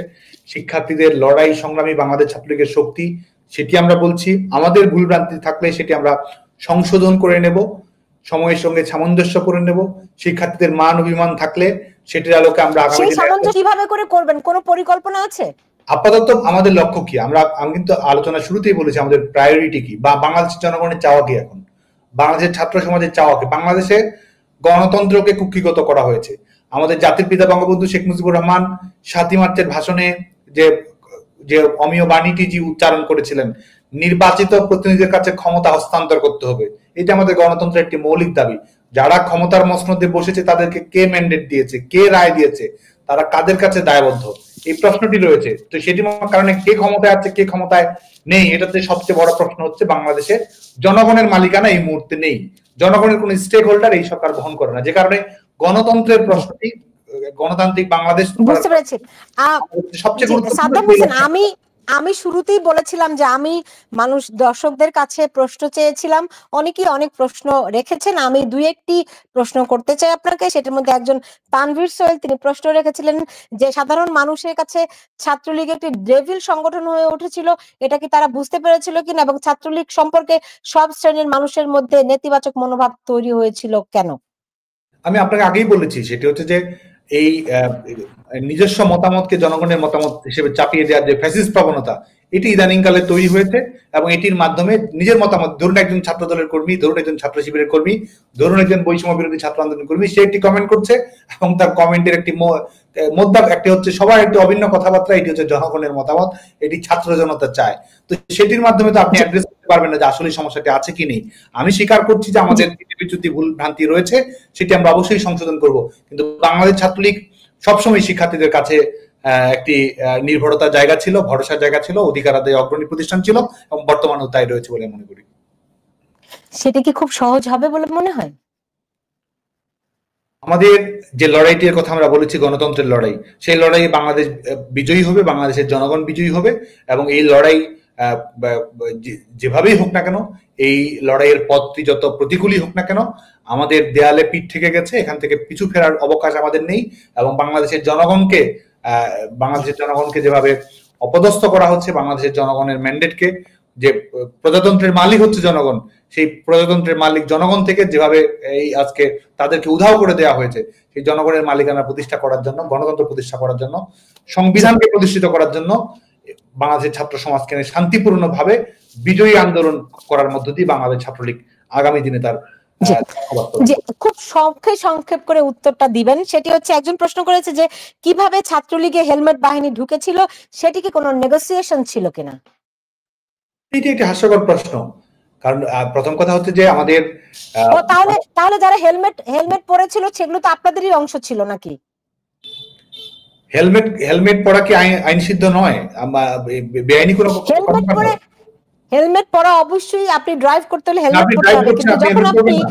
হেলমেট পরে কাউকে মারপিট করবেন তখন ওটার পিছনে অন্য কিছু থাকে, মারপিট যদি কেউ লুকানোর করে চেষ্টা থাকে, থাকে, রাইট? মারপিট যদি কেউ করে থাকে, হেলমেট পরেও সে অপরাধী, হেলমেট যদি ছাড়াও। কেউ পরে থাকে, আপনি কি দেখেননি কেউ পরেছে কি পরেনি? আমি আপনাকে বলছি, মারপিট যদি কেউ করে থাকে, হেলমেট পরলেও সে অপরাধী, হেলমেট ছাড়া পরলেও সে অপরাধী। এটি আমাদের দলের দৃষ্টিভঙ্গি। কিন্তু বলা হচ্ছে এই হেলমেট বাহিনী, কারণ বিপুল সংখ্যক আমরা দেখেছি যে যারা হেলমেট পরে ছাত্রদেরকে পিটিয়েছে, বিভিন্ন জায়গায় মানে মারপিট নাশকতার সঙ্গে যুক্ত থেকেছে, তাদের অনেকেরই হেলমেট পরা ছিল। আপনি আমি তাদেরকে আমি ডিফেন্ড আমি করছেন। আপনাকে পাল্টা প্রশ্ন করতে চাই, যাদের সেই দুর্বলতা রয়েছে, তারাই তো বিচারের মুখোমুখি হতে ভয় পায়। আজকে যে সরকার ইন্ডেমনিটি দিয়ে দিল, যে তারা এদের বিচার করা যাবে না, এদের বিচার করা যাবে না, এই সময় থেকে এই সময় প্রশ্ন তোলা যাবে না, তো তার মানে কারা অপরাধী? তো সরকারি প্রজ্ঞাপন এটি প্রমাণিত হচ্ছে। সরকারি বরং এক ধরনের সরকারি সবচেয়ে বড় সাক্ষী যে হত্যাকাণ্ডগুলো কারা ঘটিয়েছে। সরকারি জি, এটি সবচেয়ে এই বড়। আরেকটা, জি, আরেকটি প্রশ্ন, এটা হেলমেট সংক্রান্তই, সেটি হচ্ছে ভবিষ্যতেও কি হেলমেট বাহিনীর পদ দেওয়া অব্যাহত থাকবে কিনা? জি, ভবিষ্যতেও এইসব হেলমেট বাহিনীকে পদ দেয়া অব্যাহত থাকবে কিনা? আমি আবারও বলছি যে ক্যারেক্টার অ্যাসাসিনেশনের জন্য এই ধরনের মুখরোচক শব্দ যারা ব্যবহার করে, তারাই এই আজকে তাদের ক্ষমতাকে জায়েজ করার জন্য অন্য সংগঠনের ব্যাপারে বিভ্রান্তি ছড়ানোর দায়িত্ব তারা নিজেই গ্রহণ করেছে। নিজেরা এসব স্বঘোষিত উপদেষ্টা, নিজেরা বিভিন্ন ধরনের দায়িত্ব নিজেরাই গ্রহণ করেছে, এবং তারাই আজকে তাদের যে অবৈধ ক্ষমতা, এই মসনদটিকে কিভাবে বুনিয়াদ করতে হয়, শক্তিশালী করতে হয়, এবং তারা জানে যে এই প্রতিরোধটা জনগণের দিক থেকে আসবে এবং জনগণের বিশ্বস্ত বন্ধু হিসেবে ছাত্রলীগ ভূমিকা রাখবে। সে কারণে সুকৌশলে ছাত্রলীগকে পরাজিত করা, ছাত্রলীগ সম্পর্কে বিভ্রান্তি ছড়ানো, এই লক্ষ্যে তারা এই ধরনের মুখরোচক কথাবার্তা ব্যবহার করছে। জি, আরেকটি প্রশ্ন এসেছে, এটি ব্যাপকভাবে মানুষের মধ্যে কিন্তু আলোচিত হচ্ছে, সেটি হচ্ছে গিয়ে টাকার বিনিময়ে ছাত্রলীগ শিবিরের কাছে পদ বিক্রি করেছে, এবং ছাত্রলীগের সভাপতি হিসেবে সেই দায়িত্ব আপনি নিবেন কি নিবেন না? এ ধরনের কোনো ঘটনা ঘটেনি। শফিকুল আমিন প্রশ্ন করেছেন, অতীত কর্মকাণ্ডের জন্য অনুশোচনা আছে কিনা? দেখুন, বাংলাদেশ ছাত্রলীগ সবসময়, যে কোনো ছাত্র সংগঠন সবসময়, আপনি একটি আধুনিক ধ্যান ধারণা যারা বিশ্বাস করে, প্রগতিশীল সমাজ বাস্তবতা যারা বিশ্বাস করে, সবসময়ই তো আমাদের আত্ম উপলব্ধি থাকে, আত্মসমালোচনা থাকে, অনুশোচনাও থাকে। আজকে যে যে মৃত্যুর বেতন হিসেবে তারা উপদেষ্টা হয়েছে, সেই মৃত্যুর যে বেদনা, যে কষ্ট, যে দুর্বহ যন্ত্রণা, সেটি আমরা অনুভব করি, এবং সেই সহিংসতাগুলো সত্যিকারের বিচার যেন হয়, দেশরত্ন শেখ হাসিনা যেটি সূচিত করেছিলেন, সেই লক্ষ্যে বাংলাদেশ ছাত্রলীগ অবশ্যই দায়বদ্ধ থাকবে। অপরাধী যেই হোক না কেন, তার বিরুদ্ধে যেন বিচারিক প্রক্রিয়া গ্রহণ করা হয়, আইনানুগ প্রক্রিয়া গ্রহণ করা হয়, বাংলাদেশ ছাত্রলীগ সেভাবে সোচ্চার থাকবে। আর আমাদের চলার পথের কর্মপ্রক্রিয়ায় আমরা জানি যে আমাদের অর্জন রয়েছে, আমরা একই সঙ্গে জানি যে আমাদের সীমাবদ্ধতা রয়েছে, আমরা জানি যে আমাদের বিজয়ের ইতিহাস রয়েছে, এবং একই সঙ্গে আমরা জানি যে আমাদের হয়তো সীমা ত্রুটি বিচ্যুতি রয়েছে, সেগুলো সংশোধন করেই আগামী দিনে বাংলাদেশ ছাত্রদের কর্মপ্রক্রিয়া নির্ধারণ করবে। নিশ্চয়ই নিশ্চয়ই। নাদিরা সুলতানা নদী, এই প্রশ্নটিও আমারও প্রশ্ন, যে সাদ্দাম কি রিয়েল লিগার নাকি শিবির? এটি হাস্যকর প্রশ্ন, এই প্রশ্নের জবাব দেওয়ার সুযোগ আমার নেই। কারণ আমরা বিভিন্ন জায়গা থেকে দেখছি যে তা মানে সমন্বয়ক কিংবা এই আন্দোলনকারীদের মধ্যে হঠাৎ করে বের হয়ে বলছে আমি তো শিবিরের অমুক ছিলাম। তো এগুলি দেখে আপনাদের কেমন লাগছে? এটি তো যারা এই সবাই যে বলার চেষ্টা করছিল একাংশ থেকে, যে আন্দোলন, আমরা যেটা আপনাকেও যেটা আমরা মনে করি দেওয়ার চেষ্টা করলাম, যে আন্দোলনের মোটিভটি কি ছিল, কোটা সংস্কারের সমস্যার সমাধান তাদের মূল লক্ষ্য ছিল না, তাদের ভিন্ন তাদের লক্ষ্য ছিল। যদি তাদের ন্যায়ের প্রতি দৃষ্টিভঙ্গি সঠিক থাকতো, ন্যায়ের প্রতি তারা যদি আস্থাভাজন হতো, তাহলে তো এই মুখোশগুলো পড়ার তাদের প্রয়োজন ছিল না। এই মুখোশগুলো মুখোশ কারা পড়ে, যাদের মুখোশ ধারণ করার প্রয়োজন হয় তারাই পড়ে। তো এটির মাধ্যমে তারা আজকে নিজের পরিচয় প্রকাশ করছে, এটির মাধ্যমে তো তাদের দুর্বলতা, তাদের অনৈতিকতা এবং তাদের ক্রিমিনাল অফেন্স, তাদের সম্পৃক্ততা, এটি প্রমাণ পাওয়া যায়। জি, দেখুন, আপনি এখন গণমাধ্যমের স্বাধীনতার কথা বলছেন, কিন্তু আওয়ামী লীগ যখন ক্ষমতায় তখনও কিন্তু গণমাধ্যমের স্বাধীনতা সেই অর্থে ছিল না। তো মানে যখন ক্ষমতার বাইরে থাকে তখন মনে হয় গণমাধ্যম স্বাধীন থাকা দরকার। দেখুন না, বাংলাদেশের তথ্য অধিকার আইন আওয়ামী লীগ সরকারের তৈরি করে দেয়া, আমাদের এই বেসরকারি টিভি চ্যানেলের সম্পৃক্ততা, এই আন্দোলন চলাকালীন সময় তো আপনি গণমাধ্যমের ভূমিকা দেখবেন। একটি সরকার পতনের আন্দোলন হচ্ছে, তখন সরকারের দৃষ্টিভঙ্গি কি ছিল সেটি দিয়েই তো প্রমাণ পাওয়া যায় যে বাংলাদেশ আওয়ামী লীগ গণমাধ্যমের স্বাধীনতার প্রতি কতটা দায়িত্বশীল ছিল, কতটা অনুরাগ পোষণ করতো। না, তখন শিক্ষার্থীদের উপর যেভাবে করে হামলা, অত্যাচার, নির্যাতন হচ্ছিল, বাংলাদেশের টেলিভিশন চ্যানেল বেশিরভাগই একটি দুটি বাদে কেউ দেখাতে পারেনি। আমি আপনাকে যদি বলি যে বাংলাদেশে কোন ধরনের সমালোচনা করা যায়নি আওয়ামী লীগ সরকারের শাসন আমলে, কোন সমালোচনাটি বাংলাদেশে করতে পারেনি, কে করতে পারেনি, এটি কোনো নথিপত্র, এটি কোনো প্রমাণ আমাদের কাছে আছে যে এই মানুষটি কথা বলতে পারেনি, এই দৃষ্টিভঙ্গি কথা বলার সুযোগ পায়নি? আজকে দেখুন, আজকে আমি আপনাকে দেখুন আমি বলি আপনাকে, 25শে মার্চ ঢাকা বিশ্ববিদ্যালয় ফুলা রোড এলাকায় প্রথম আলোর ঢাবি প্রতিবেদক আসিফ হাওলাদার এবং টিএসসি এলাকায় বাংলা ট্রিবিউনের ঢাবি প্রতিনিধি আবিদ হাসান রাসেলের উপর হামলা করে ছাত্রলীগ। এটি কি ঘটনা বলছেন বা এটির সঙ্গে মত প্রকাশের কি বিষয় সেটি তো আমি অবগত নই। আপনি যখন সাংবাদিকদের উপর হামলা করবেন কোন মত প্রকাশের জন্য, সেটি মত প্রকাশের স্বাধীনতার বিরুদ্ধে নয়, ভয় ভীতির সংস্কৃতি নয়। সেটি তো অবশ্যই সেটি নিন্দনীয় ঘটনা, এবং যাদের কথা বলছেন সেই ঘটনা ঘটলে সেটি তো বিচারিক প্রক্রিয়া, অন্যান্য বিষয় সেটি তো দায়বদ্ধতা রয়েছে। আমি মত প্রকাশের বিষয়ে যেহেতু আলোচনা করছিলাম যে সেখানে স্পেসিফিক কি ঘটনা ঘটেছে না ঘটেছে সেটি সম্পর্কে তো আমি অবগত নই। আর যে কোনো সাংবাদিকদের উপর হামলা অবশ্যই গণমাধ্যমের স্বাধীনতা হরণের। না, তখন তো আমি বলছি আপনাকে, এটা 25 তারিখের কথা, 25শে মার্চ, তখন আপনার মানে 25শে মার্চ আন্দোলনের অনেকদিন আগে। না, এটি সম্ভবত আরো অনেক আগের ঘটনা, এটি সম্ভবত আরো কয়েক বছর আগের ঘটনা। আমি যতদূর মনে পড়ছে একটি বছরের ঘটনা।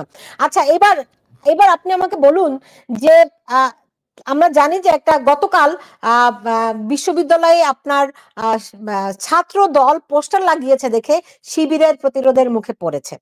ছাত্র দলের সঙ্গে কোনো আলাপ আলোচনা হচ্ছে নাকি আপনাদের?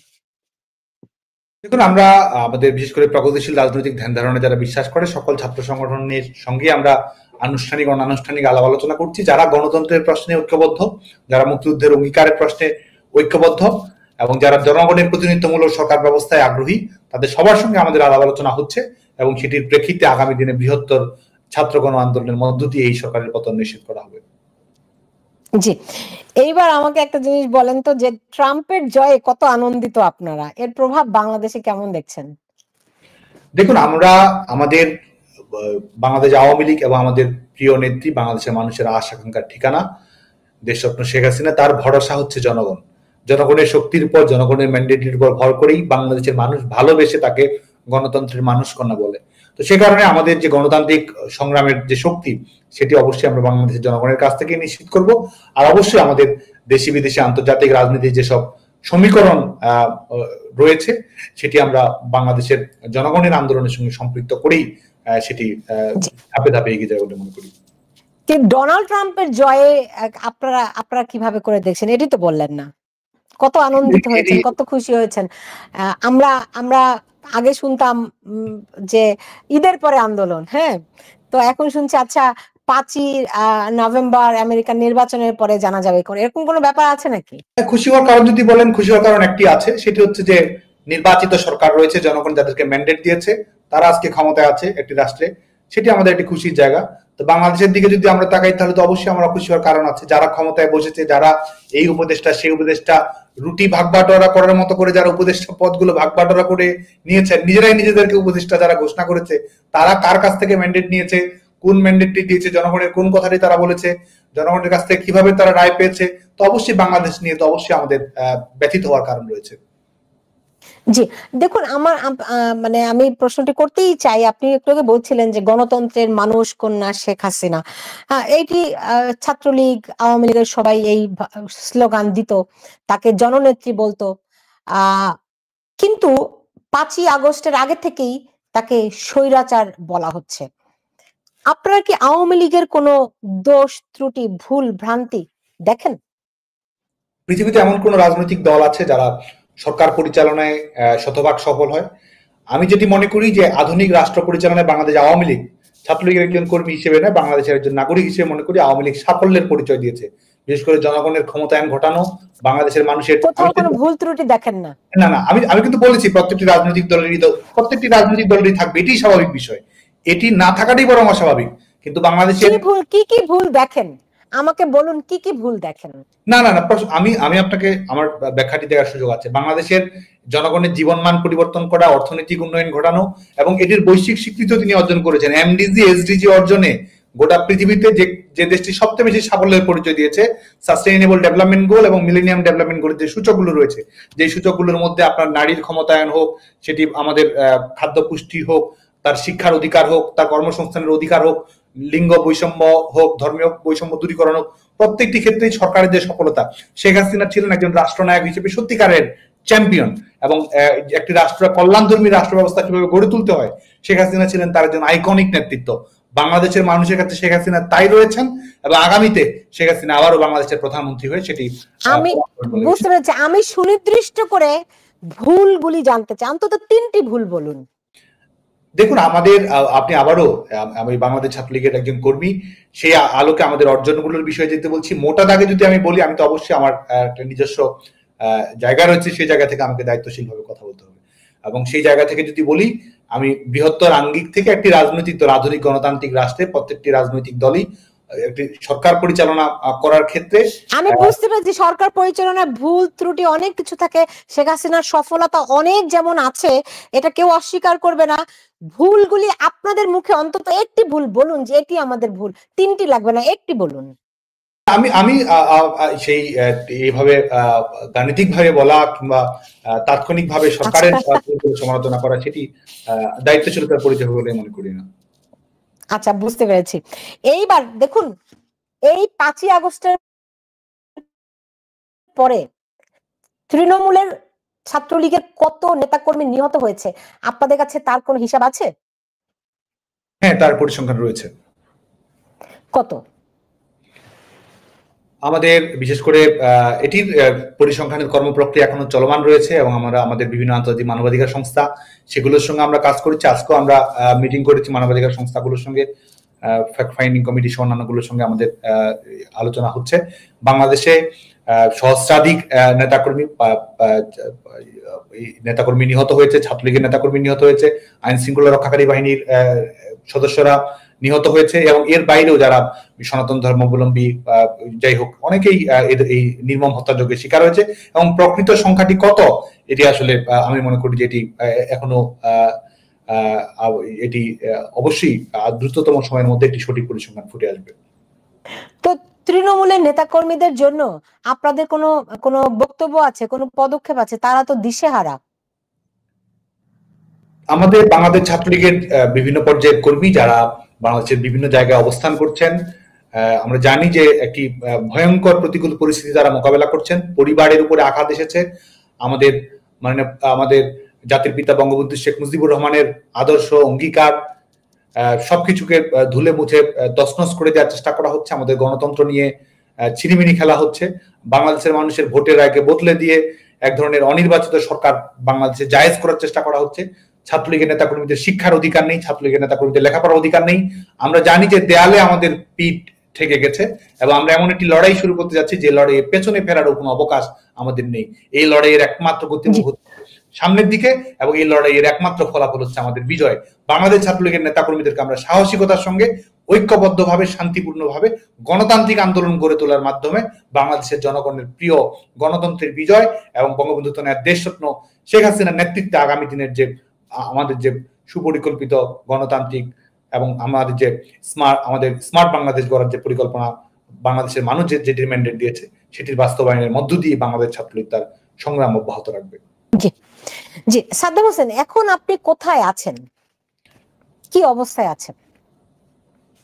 দেখুন, এটি আমাদের যেহেতু বাংলাদেশের সার্বিক পরিস্থিতির কারণে আজকে যেখানে আমাদের জীবনের গ্যারান্টি নেই, যেখানে কে কখন কিভাবে হত্যা করে, সাদা পোশাকে নাকি তারা লেলিয়ে দিয়ে হত্যা করে, সে ব্যাপারে কোনো গ্যারান্টি নেই। আমাদের জীবন নেয়ার জন্য অনেকেই, আমরা জানি যে বাংলাদেশ ছাত্রলীগের কর্মীদেরকে, বাংলাদেশ ছাত্রলীগের একজন কর্মীকে আঘাত করার জন্য গোটা রাষ্ট্র যন্ত্রকে তারা ব্যবহার করছে এবং নিজেরাও তারা নেমে গেছে এবং সেটিকে তারা বৈধতা দিচ্ছে। সেই জায়গায় অবশ্যই আমাদের ব্যক্তিগত নিরাপত্তার বিষয়টি। আমি শেষ করব তার আগে আরেকটি প্রশ্ন আপনাকে রাখছি। ধরেন 5ই আগস্ট কোথায় ছিলেন, কি করছিলেন, যদি একটু বলতেন পরিস্থিতিটা কেমন ছিল? সেটি তো অবশ্যই একটি ভয়াবহ বিভীষিকাময় পরিবেশ পরিস্থিতি ছিল। আমি সবকিছু এখানে আমাদের খোলামেলা বলা এটি আমার জন্য সঙ্গত হবে না, কারণ যে পরিস্থিতি আমরা দেখেছি, যে প্রতিকূল পরিস্থিতি আমরা মোকাবেলা করেছি, যারা আমাদেরকে সহযোগিতা করেছে তাদের অনেকের জীবনের বিষয় রয়েছে, সব বিষয়ের সম্পর্কে কিন্তু আমরা যেটি মনে করি সেটা হচ্ছে বিভীষিকাময় পরিস্থিতি গোটা রাজধানী ব্যাপী, গোটা বিশেষ করে 3-4-5 আগস্ট ব্যাপী গোটা বাংলাদেশ ব্যাপী এক ধরনের ধ্বংসযজ্ঞ, এক ধরনের হত্যাযজ্ঞ, এক ধরনের নৃশংসতা বাংলাদেশের মানুষের উপর চাপিয়ে দিয়েছে। যে ভয়ের রাজত্ব আজকে গোটা বাংলাদেশের ত্রাসের রাজত্ব, যে সন্ত্রাসের রাজত্ব কায়েম করা হয়েছে, এটি বাংলাদেশের মানুষের জন্য একটি বিভীষিকাময় একটি অন্ধকার কাল করবো বলে মনে করি। জি, দেখুন 3 মাস হয়ে গেছে আপনারা নাই, এবং এমনকি ছাত্রলীগের একটা ফেসবুক পেজ ছিল, সেটি হ্যাক হয়েছে, আপনারা 3 মাসেও রিকভার করতে পারেননি। আপনারা কবে নাগাদ ফিরতে পারবেন? আপনাদের ফেসবুক পেজটিও বা কবে নাগাদ আসতে পারবে? দেখুন, ফেরা যখন আমাদের উপর আঘাত করা হয়েছে, পর্যুদস্ত করা হয়েছে, তখন থেকেই ফেরার লড়াই শুরু হয়েছে। এই লড়াই শুরু করার জন্য আমাদের ছাত্রলীগের নেতাকর্মীরা, তৃণমূলের নেতাকর্মীরা কারো নির্দেশের অপেক্ষায় থাকেনি, বরং ছাত্রলীগের তৃণমূলের নেতাকর্মীরা আমাদেরকে পথ দেখিয়েছে কিভাবে লড়াই করতে হয়, কিভাবে সাহসিকতার সঙ্গে মোকাবেলা করতে হয়, কিভাবে হাসি মুখে নিজের জীবন বিলিয়ে দিতে হয়, দেশরত্ন শেখ হাসিনাকে ভালোবেসে, গণতন্ত্রকে ভালোবেসে, বঙ্গবন্ধুকে ভালোবেসে কিভাবে স্পিরিট নিয়ে সংগ্রাম করতে হয়, তৃণমূলের নেতাকর্মীরা আমাদেরকে পথ দেখিয়েছে। তৃণমূলের নেতাকর্মীরা আমাদের সত্যিকারের নেতা, এবং আমরা বিশ্বাস করি যে আমাদের এই মধ্যবর্তী সময়ে যখন যোগাযোগ বিচ্ছিন্ন হয়েছে, যখন পারস্পরিক সম্পৃক্ততা রাখা, সমাবেশ পরিচালনা করা, সাংগঠনিক কর্মকাণ্ড পরিচালনা করা, যখন এক ধরনের বিপদসংকুল পরিস্থিতির মধ্যে সরকারিভাবে ঠেলে দেওয়া হয়েছে, তখন তৃণমূলের নেতাকর্মীরা উদ্ভাবনের যোগাযোগ করার উদ্ভাবনী সৃজনশীল উপায় তারা তৈরি করেছে, এবং এটির আলোকে আগামীতে আমরা বিশ্বাস করি যে এই আমাদের যে নেতাকর্মী, বিশেষ করে আমাদের কর্মীদের যে প্রচন্ড স্প্রিয়া রয়েছে, ছাত্রলীগের নেতাকর্মীদের মধ্যে যে দৃঢ় মনোবল রয়েছে, এবং আমাদের যে পরাজিত না হওয়ার ইতিহাস রয়েছে, এবং কখনো যদি আমাদেরকে পর্যুদস্ত করা হয়, কখনো যদি আমাদেরকে প্রতিকূল অবস্থার মুখে ফেলা হয়, কখনো যদি আমাদের জয় বাংলার অধিকার কেড়ে নেওয়া হয়, তখন ছাত্রলীগের কর্মীরা কিভাবে ঝাঁপিয়ে পড়তে পারে, লড়তে পারে, সেটির প্রমাণ বাংলাদেশের সবখানে লেখা রয়েছে বলে আমরা মনে করি, এবং সেই নতুন ইতিহাস বাংলাদেশ ছাত্রলীগ আবারও নতুন করে লিখবে। কিন্তু অলরেডি তো 3 মাস একেবারে হাওয়া হয়ে গিয়ে একটা নতুন ইতিহাস, এটাও একটা কিন্তু ছাত্রলীগের ইতিহাস হয়ে থাকবে। দেখুন, আমি আবারও বলছি যে 1 মাঘে শীত যায় না, পলিটিক্যাল ক্যালেন্ডারও 3 মাসের মধ্যে সীমাবদ্ধ নয়। অতএব রাজনৈতিক আমরা আন্দোলন যাবে, আন্দোলন আসবে বলেছি, অবশ্যই আন্দোলন আসবে, এবং আমরা অবশ্যই। সাদ্দাম হোসেন, আমি শেষ করব, যদি 30 সেকেন্ডের মধ্যে শেষ কিছু বলতে চান। আবারও